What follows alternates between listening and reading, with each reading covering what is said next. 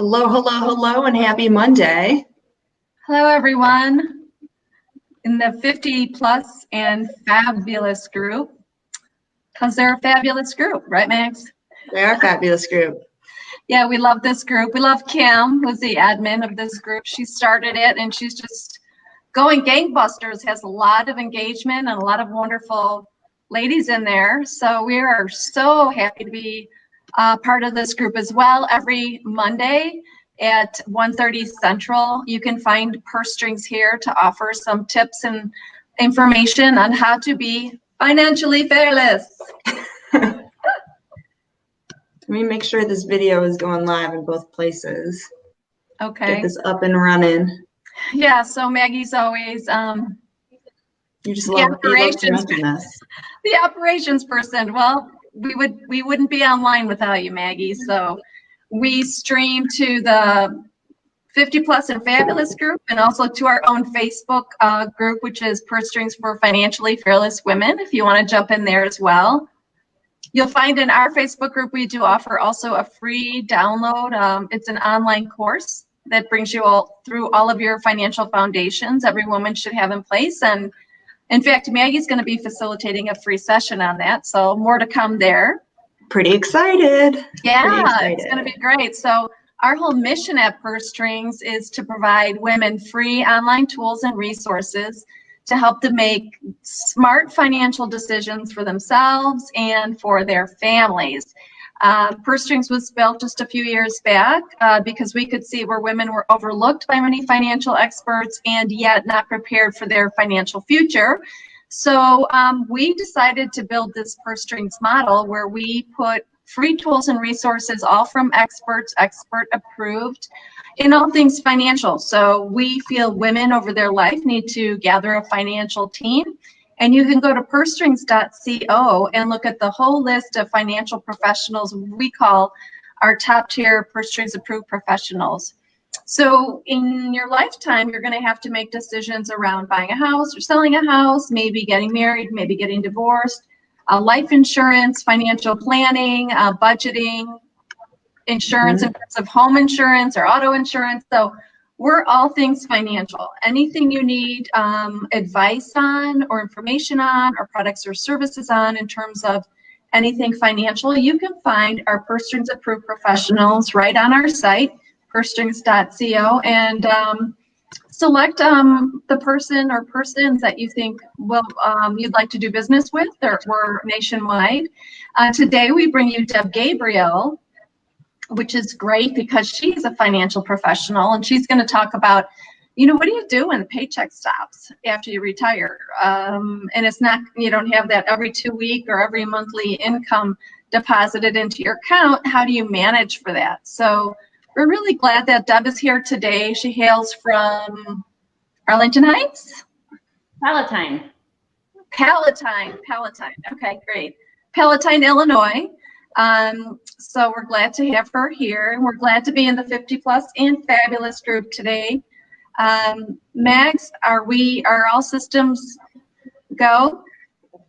Not quite yet. Just give me a second. We're struggling a little bit today, but sometimes that just happens. Well, it is a Monday, so the gremlins are still in the systems. We got to get the gremlins out and make sure everything's running so that we can share as much as possible. And know that if you have a friend or colleague, whomever that you think would enjoy this information or find it valuable to them, we do record all these sessions. We do post it in your Facebook group that you can rewatch. We also upload a one-page document called a step-by-step document that will encapsulate the salient points of Deb's information, as well as next steps and how to get a hold of her if you need to ask her some more questions. Deb, did you freeze up on us? Are you there? We're killing it on our end though now. We're on? Okay. We're on over here. Let me make sure it's shared. Oh, and we got Deb back. All right, Deb. Going smooth. We missed you there for a minute. You're back on. I know. Okay. Gremlins, it's Monday. Good? That's what we're saying. Yeah. Yeah, it's great. Yeah. Okay. All right. Well, that was a great intro, Barb. Let me give a little intro to Deb, and then I'll let her get started. Yeah. As an Edward Jones financial advisor, her primary goal is to understand what's important to you and how to help you develop a personalized strategy to meet your long-term financial goals. Whether that goal planning is for retirement, tax efficiency, or passing your wealth to the next generation, Deb can help you out. And so with that, Deb, I'll give you the floor. Okay. So first of all, thank you, Maggie and Barbara, for this opportunity. I was very excited when I first heard about Purse Strings because it's definitely an organization that I think a lot of my clients and a lot of women that I know can benefit from. So as Maggie said, I'm a financial advisor with Edward Jones here in the Chicago suburbs, right in Palatine. So today we're going to cover a few themes about retirement that really address that question, like Barbara said, what happens after the paycheck stops? So there is a workbook that I can forward you if you want to reach out to me when we're done, that'll like cover some of the information I'm going over today. And I'm also kind of taking a slideshow that's a longer presentation, so we are going to like kind of skip through some of the slides. So first of all, what does retirement look like for you? How much do you want to spend for your everyday expenses, and how much do you want to spend to pursue your passions? And then we look at where will your retirement income come from, and what are some of the potential risks to that income? And then we'll also address how you can incorporate those risks into an income strategy, or if it's more appropriate to insure against those risks. So the word retirement conjures up different images for different people. Will you spend more time with family? Will you travel? Will you pursue volunteer opportunities? Or maybe even work part-time? Are you nervous and not entirely sure what to expect? I believe it's really important to start putting those ideas into words, and that process can help you begin to build a plan so you can pursue those goals and passions. So outline what your expected expenses will be. That amount that you expect to spend each year that amount that you expect to spend each year is a key factor in the success of your strategy. So it's very important to be reasonable when you're estimating those expenses. So you're going to want to separate those expenses into necessary expenses, your housing, your food, your utilities, your insurance, and your discretionary expenses. This also helps you realize where you may have some flexibility in your expenses. Also, don't forget about healthcare and taxes. So as you begin to, we can advance a couple of slides. As you begin to draw money from your portfolio, a portion may be subjected to taxes. So when developing an income strategy, it's important to look at the tax treatment. Will the withdrawal be subject to income taxes, capital gains, or no taxes? Also, where does your retirement income come from? Generally, your outside sources of income, and I'll get to that in a minute, and you have your personal savings or investment income. So your outside sources of income include Social Security and pensions, but we all know pensions are quickly becoming a thing of the past. So for the average 65-year-old today, Social Security is a critical source of retirement income and replaces about a third of your pre-retirement income when you're in retirement.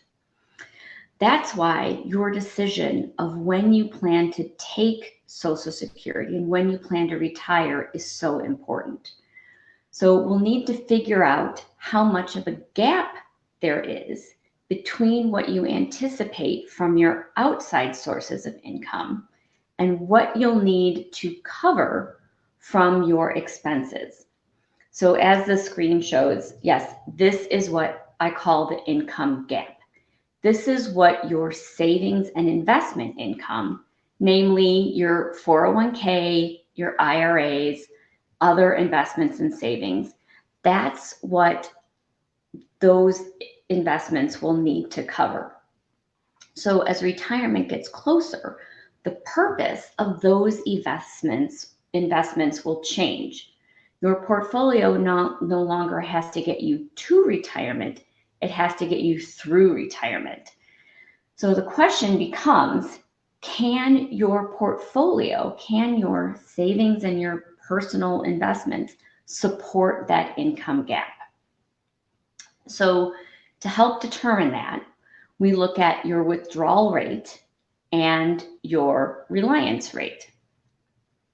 So your withdrawal rate is that percentage of your portfolio that you can withdraw each year. The three things that influence that rate are market performance, the length of time you expect to spend in retirement, and inflation. Unfortunately, all those three things are beyond your control. So even a well-designed retirement strategy can be derailed by market declines, living longer than you expect, etc.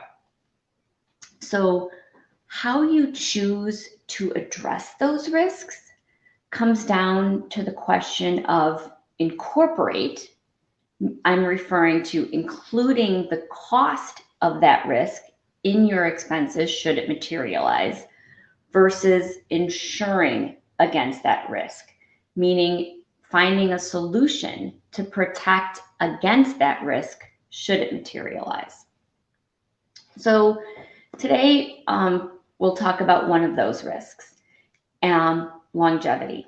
So for a 65-year-old couple today, there's a 60% chance that one spouse will reach age 90. That means that a couple would spend 20 to 30 years, perhaps even more, in retirement. So during that time, you're likely to see your share of market ups and downs. So how will you weather that storm? So reducing your withdrawal rate is one way to incorporate that risk into your strategy. So as a rule of thumb, a modest withdrawal rate is 4% a year for a 65-year-old. So having a modest withdrawal rate is a key part of a successful retirement strategy. So if, based on your income needs, your withdrawal rate seems too high, you might consider other options, such as working a little longer, spending less, or saving more. I think this is another reason of why it makes sense to talk to a financial advisor before you're ready to retire. Think of 5 years, 10 years out, talking to a financial advisor and coming up with some strategies so you're not ready to leave your company and realizing, maybe I should have worked a couple years early, a couple years more. So, because in general, the younger you are, the lower your withdrawal rate should be. Also, if you have a lower tolerance for market risk, those fluctuations, those up and downs in the market, or have less flexibility with expenses, or rely on your portfolio for most of your income, then you should opt for a more conservative withdrawal rate. So if you'd prefer to insure against the risk of potentially outliving your savings, then you might consider ways to stabilize your retirement income. So the importance of Social Security and determining when to take it plays a very important role here. Remember, if you can wait until 70 to start taking your Social Security benefit, you will end up with 32% more income from Social Security.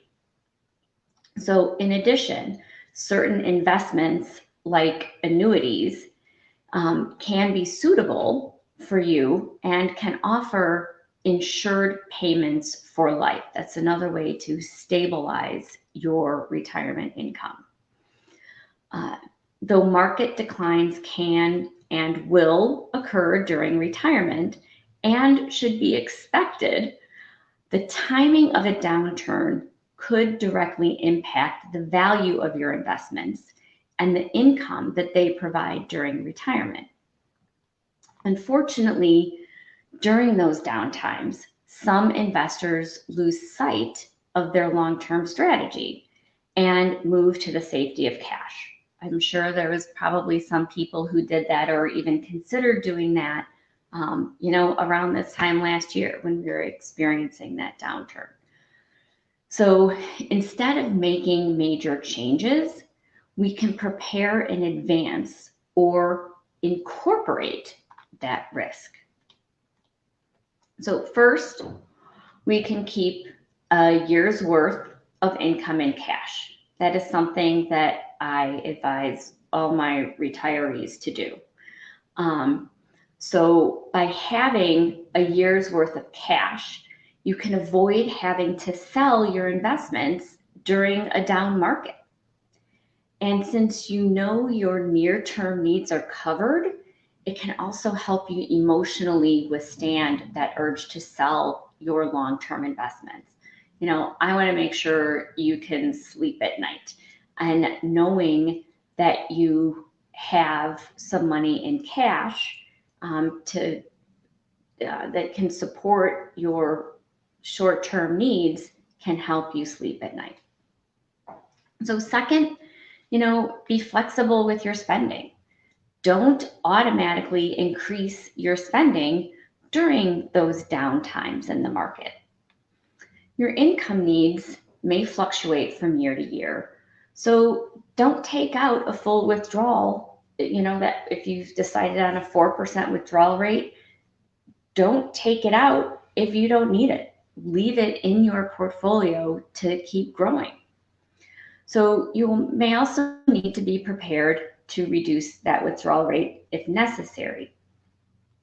So if you'd like to learn more about some of those other risks, that risk of inflation or the risk of that healthcare can have, the kind of the havoc that healthcare can have on a portfolio, we can talk further. That's like a whole nother discussion for another day. So did anyone have any questions, or was there anything else you'd like me to touch on? That was great information and great way to kind of assess, when you're looking into retirement. Let's see if anyone has any questions they're bringing in right now. Well, I always have questions. Okay. How do they anticipate the 4% withdrawal rate? I've heard that before. Do you know how they come to that? And has it always been 4%, or has it changed? It's kind of an industry standard. Yeah, if you, I think when you think of your whole retirement, you've got your Social Security. Let's say for like a 65-year-old that needs to spend $80,000 a year. If they can get $32,000 or $40,000 from Social Security, and if they have $1 million portfolio, a 4% withdrawal rate is roughly, is $40,000. So those two together can make up your spending. If your Social Security is lower and you need to withdraw more from your portfolio, if you have a higher withdrawal rate, then now maybe you're drawing 10% out. I think that 4% comes from the expected return on a more conservative portfolio is in the 4 to 5% range. Got it. So if you can be replenishing every year what you pull out, Got it. you can pretty much be assured that you're not going to outlive your money. Right. So that 4%, that 4% takes into account years where there might be some down years, but there might be some years where your portfolio returns 12%. So, your risk, if you have that year when your portfolio returns 12% and you take 12%, then you run that risk of, well, what about the next year if it returns negative 6%? You still have those necessary risks. You just want a level standard, We did have someone write in a question asking, how do you create an annuity if you don't get a pension from your employer? So you get an annuity from an outside company. An annuity is built on an insurance chassis, and you are basically handing over your longevity risk to an insurance company.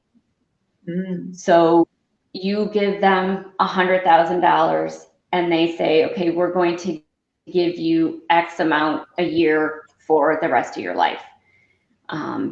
There are many different annuity structures. Some are fixed, some are variable. It depends on how much risk you want to take with the markets. Sorry, is that feedback? No, it was Dr. Barb. Okay. So annuities are like building your own pension. And again, I don't believe that's appropriate for more than a third of your investable assets to be in an annuity, because a lot of times annuities do have some growth limits. So you want, if that annuity is only going to grow 4% a year, you risk, what about those years when inflation, heaven forbid we see that again, where inflation's 4, 5, 6, 10%, during your retirement, 20 to 30 years, think about the market, the market cycles that you could see in the next 20 to 30 years. It'd be wild. So right. Think about what we've seen the last 20 to 30 years. In the 70s, we had double-digit inflation. Okay, maybe that's going back more than 30 years.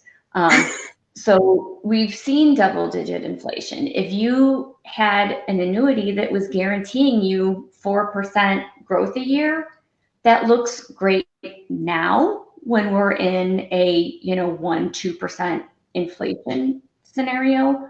But if inflation jumps up, then that annuity doesn't look so great. That's why we don't recommend some of your money in annuity may be appropriate, but you want to be able to capture that extra growth when you need it. And then is your annuity income taxed? Generally, yes. Income from annuity is taxed at ordinary income rates. Interesting. What other questions do you have? Any other questions coming in? No, those were the two I had right now. Okay, great. I also think it's so interesting around waiting on your Social Security. I mean, Social Security is such an important part of the puzzle, and yet a lot of people want to take Social Security some talking about Social Security and how people, it's always best to wait, especially because we're living longer. And if we can wait to 70, we get so much more of a benefit. So much more. Right. So that's not an easy decision to make. I was actually meeting with a woman in my office last week who's 64 and she's temporarily unemployed, but like looking to get a new pharmacy tech job, you know, any day now. But she was saying, oh, I should take Social Security. But even if you work in retirement, your Social Security income could be subject to higher income tax. So also every year you delay from your full retirement age, like I said, that's an 8% bump in pay that you're getting. You know, it's been a long time since I've been at a job that was giving me an 8% jump in income. And like no investment advisor can guarantee that your that your portfolio is going to return 8% for the next 4 years. So if you can wait until 70 to claim your Social Security benefits, it can mean, you know, $250,000 more over your lifetime. Yeah. So actually, that's even one of the tools that I use with clients. Even shows a chart of where if you were to take Social Security early or claim it later, like how long do you have to live till to make it worth it? Is it 84? Is it 78? Is it 90? That's awesome. How long? We just had somebody write in asking if there's any calculators that help decide when to claim Social Security, which I know from doing a couple of these, it all depends on your situation, and you know, you should always talk to a professional, but I know there are things out there that can help you assess that. Yeah. I know I was just saying I've got a tool that I use to help clients determine what age is best. So I'm happy to share that on a Zoom call if anyone wants to dig deeper into that. I think also the social SSA.gov, I think they have some of those tools as well. Nice. Yeah, good point. All right, I think those are the questions that I have today. Yeah, I think this is so critical because it's clearly you need to make sure you have a plan with your financial professional. You can't just stop working and assume you're going to live kind of the same way you did, because your income streams are going to be quite different depending on what you've saved or your investments, plus Social Security, like you said. So it's interesting to me. It's kind of like a puzzle, like I said before. It's depending on everyone's unique situation and all the different components, if they have a pension, if they don't, if they've saved, if they haven't, what they're getting from Social Security, and what their expenses are, you know. Like we all know healthcare is expensive. So some people get ongoing healthcare coverage, some people don't. So it's always best to meet with folks like Deb to really put your puzzle pieces together and help her formulate your plan for you and with you. Okay. Definitely. So, all right, everybody, thank you for coming this Monday. We'll be back again here next week. Thank you, Deb, for coming on. You can always reach Deb at deb.gabriel@edwardjones.com. She's also one of our wonderful Purse Strings approved providers, so you can find her on our Purse Strings webpage, pursestrings.co. And reach out to Deb if you'd like to use any of the tools that she's been talking about, or if you have any additional questions. But we appreciate everyone joining today, and we'll see everyone next week. Thanks, everyone. Have a great Monday. Happy to help. Thank you so much. Thanks.